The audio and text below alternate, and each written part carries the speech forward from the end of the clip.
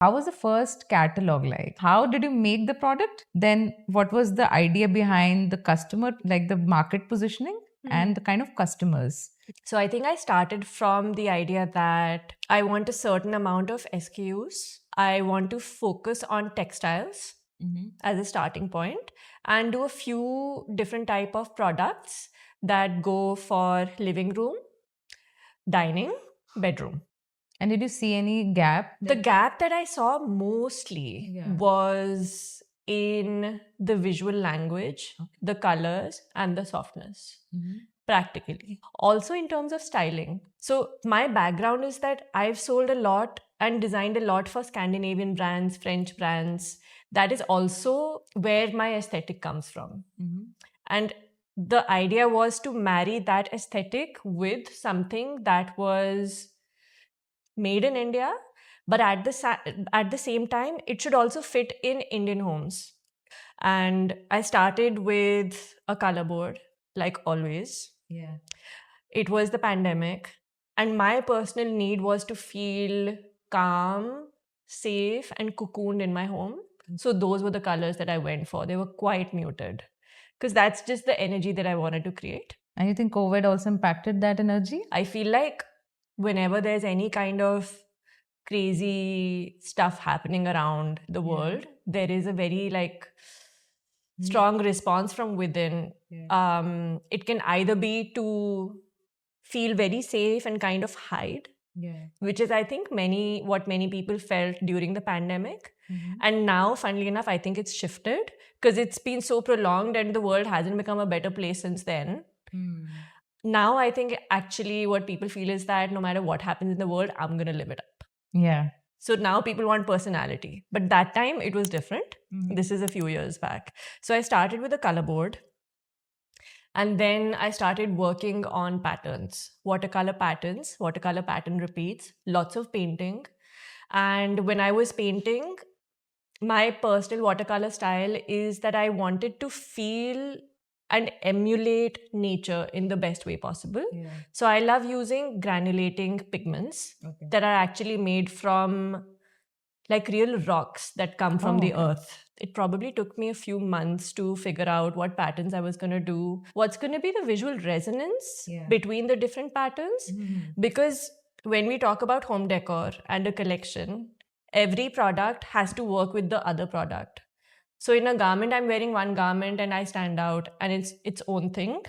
When I'm talking about cushions or dining or bedding, there are multiple items that have to work in tandem with each other.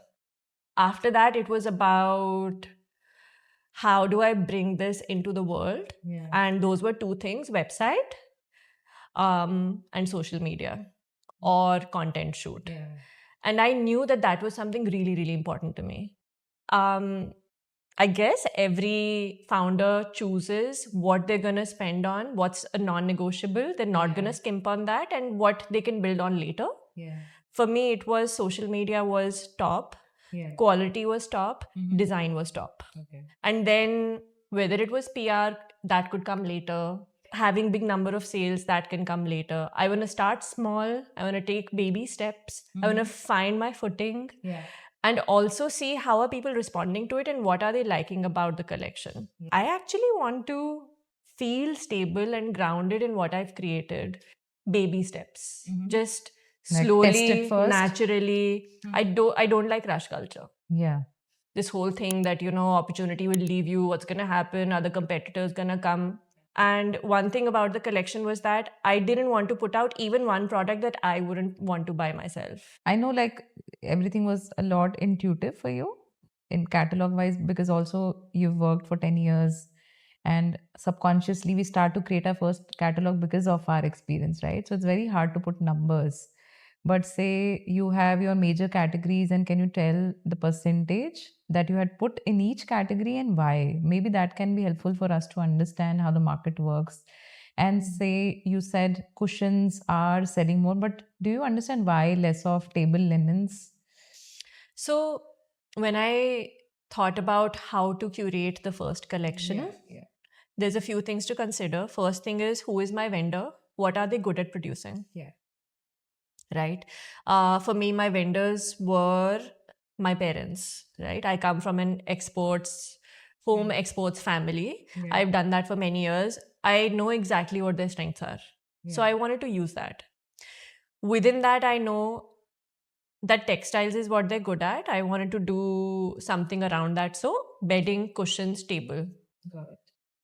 Now within that, there has to be percentage based on what kind of expectation does my customer have in terms of variety for these particular products.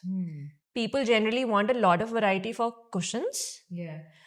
And comparatively less for bedding and even less for table. And I'll tell you why. It's based on the Indian mindset and how we use table and bedding. We all have Indian food and stuff gets spilled. We cannot afford to have very expensive stuff unless it's like a sit down dinner, it's like a Christmas or Diwali lunch, or like a nice soiree or something like that. We're not gonna overindulge. So we want things that are gonna last us, that are gonna be quite basic, and I'm not gonna get bored of it very soon, most likely, right? That's also where we started from. People are gonna be more price sensitive just because they're not gonna change it up all the time and it gets spilled on and stuff like that. Bedding, it is a private space. It's not front facing. It's just for myself. So what's the point of making it like super, I don't know, fancy? It might be a direction in which customers think. I'm just assuming now, right? I'm trying to be in their shoes and imagine. Some people also like really beautiful like setups. Like if somebody's coming to their home for Diwali, they want to show like I have such a beautiful space, right? So that's also a consideration. But more than anything else, what we suggest to our customers is to really think of your bedroom as your sanctuary where you relax and you want to feel cozy, comfortable. So using products that are probably not as expensive, long lasting, you don't get bored of them, but more than anything else, soothing. So basically, the categories are also based on functionality and maintenance, right? Functionality, maintenance, design, variety, all of these things.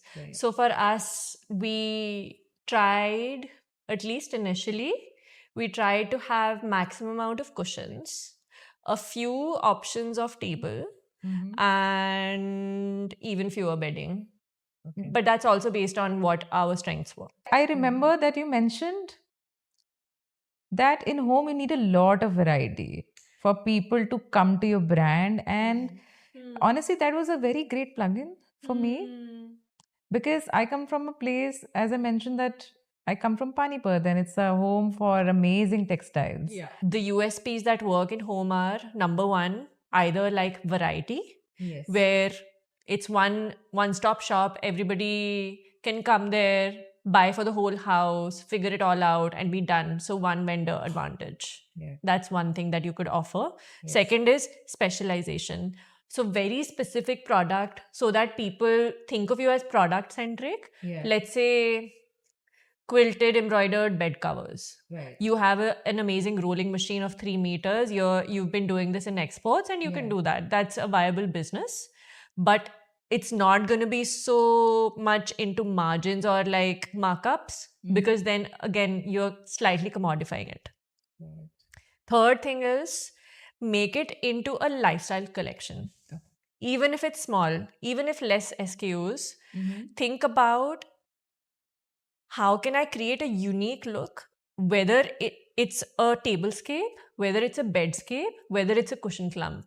It could even be one of these three.